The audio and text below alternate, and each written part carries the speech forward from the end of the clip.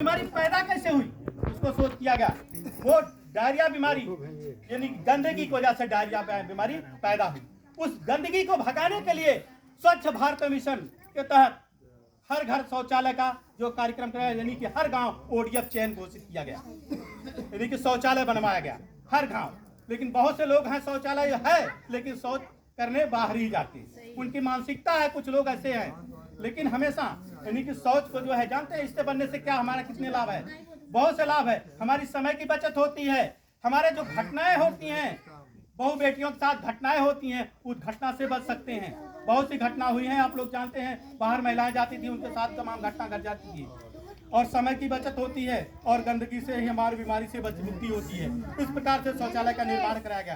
अब आप लोग कल ध्यान दीजिए, आप लोग जानते हैं जाने अनजाने में सभी लोग गंदगी खाते हैं। कैसे खाते हैं इस बिन पे हम चर्चा कर देते हैं। कोई मालूम है गंदगी खाते हैं आप लोग?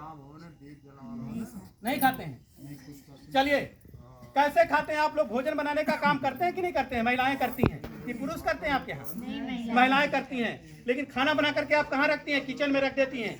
किचन में रखने के बाद क्या करते हैं आप लोग? किचन में रखने के बाद आप लोग जानते हैं क्या घर के गांव के लोग पूरा साथ में परिवार बैठ कर खाना खाता है?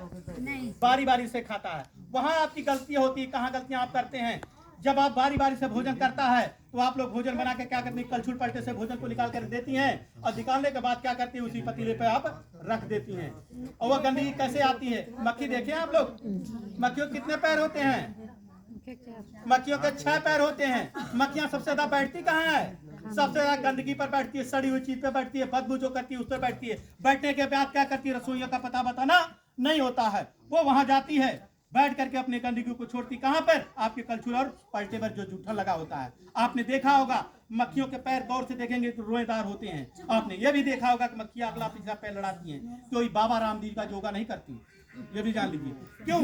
क्योंकि जैसे बरसात के महीने में हम चलते हैं, हमारे जूते और चप्पल में मिट्टी लग जाती है तो हम क्या करते हैं? झाड़ते हैं। ठीक उसी प्रकार से जब उनके पैर में गंदगी लगती है तो अपने गंदगी को छुड़ाने के उड़ने में तकलीफ होती है, उनका शरीर भारी पड़ जाता है, तो क्या करती हैं? अपनी गंदगी को छुड़ाने के लिए अपना अगला पिछला पैर लड़ाती हैं। कहाँ पे? आपके कलछुल और पलटे पर। और आपने अपने पति को खाना दिया, सास को दिया, ससुर को दिया, यही रिश्ता है ना। आप बारी बारी से भोजन को देते हैं, दाल चावल सब्जी जो बनाते हैं उसमें डाल कर कलछुल पलटे के माध्यम से देते हैं। सारा दिन प्रक्रिया चलता रहता है और मक्खियां उस पर बैठती रहती हैं, धूल मिट्टी बैठते रहते हैं। और इसके माध्यम से पूरे परिवार को आप लोग गंदगी खिलाते कि नहीं खिलाते? खिलाए कि नहीं खिलाए? और स्वयं आखिरी में आप ही खा लेंगे। दीपक जलते का हो जाए कार्यक्रम, दीपक जलते इसके माध्यम से इसी प्रकार से आप लोगों को विशेष रूप से ध्यान देना होगा कि आप 1 मीटर का कपड़ा लीजिए और कपड़े से ढक करके रखिए। बहुत से गरीब अमीर हैं, कपड़े उनके पास नहीं है, 50 रुपए नहीं है। एक तकलीफ है, आप घर में पतीला है ना, पतीले में पानी भर दीजिए और कलछुल पलटे को उसमें डाल कर ढक दिए और ढक्कन से ढक दिए। पैसा लगा? पैसा नहीं लगा।